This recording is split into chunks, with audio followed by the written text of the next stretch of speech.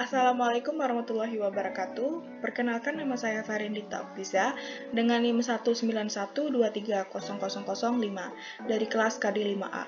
Hari ini saya akan membahas mengenai pemahaman saya tentang resum praktikum anggaran bab 2 sampai bab 7. Yang pertama, kita mengenal anggaran. Apa itu anggaran? Anggaran adalah sebagai suatu perencanaan dalam perusahaan atau organisasi yang disusun secara terpadu dan dijelaskan dalam satuan unit moneter pada satu periode atau jangka waktu yang sudah ditentukan. Anggaran juga disebut sebagai rencana keuangan karena anggaran yang disusun dinyatakan dalam bentuk unit moneter. Dan juga ada beberapa jenis-jenis anggaran yang akan kita bahas. Yang pertama yaitu ada anggaran penjualan. Arti anggaran penjualan adalah suatu anggaran yang menjelaskan secara detail mengenai penjualan perusahaan di masa mendatang. Anggaran ini juga disebut sebagai anggaran kunci karena menjadi dasar penyusunan anggaran lainnya. Tujuan penyusunan anggaran penjualan yang paling utama adalah agar bisa merencanakan anggaran secara tepat pada periode yang akan datang. Selain itu, anggaran ini juga memiliki tujuan lain, yaitu sebagai pedoman kerja, koordinasi, dan juga pengawasan kerja, serta bagaimana dasar dalam menyusun anggaran yang lainnya.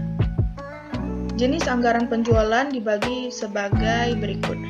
1. Wilayah pemasaran, yang kedua kelompok konsumen, yang ketiga ada jenis produk, yang keempat kelompok wiraniaga, dan kelima waktu terjadinya penjualan.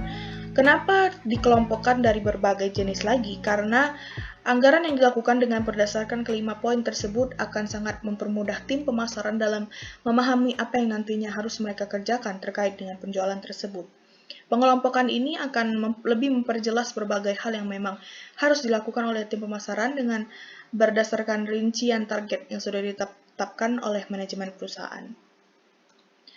Faktor yang akan mempengaruhi anggaran penjualan, yang pertama ada faktor pemasaran, yang kedua ada faktor keuangan, ketiga faktor ekonomis, keempat faktor kebijakan perusahaan, kelima perkembangan produk, keenam faktor kondisi politik, sosial, budaya, pertahanan, dan keamanan, yang ketujuh faktor teknis, yang kedelapan ada faktor lainnya. Periode anggaran penjualan ada dua, yaitu jangka panjang yang biasanya ditentukan dengan jumlah tahunan.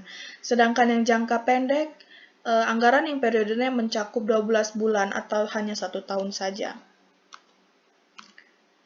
Yang kedua ada anggaran produksi. Anggaran produksi adalah dasar dalam menyusun anggaran biaya produksi. Fungsi anggaran produksi adalah dasar perencanaan proses produksi di masa depan. Anggaran yang disusun dengan baik membentuk dasar yang perencanaan di organisasi dimanapun.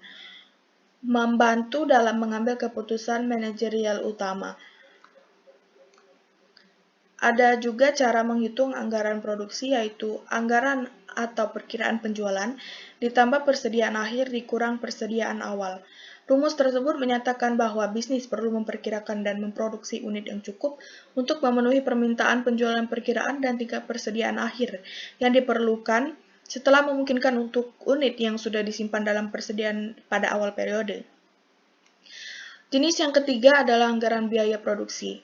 Anggaran biaya produksi adalah rencana perusahaan untuk menghasilkan produk perusahaan dalam jumlah yang sesuai dengan kebutuhan penjualan dengan mempertimbangkan jumlah persediaan pada awal dan akhir.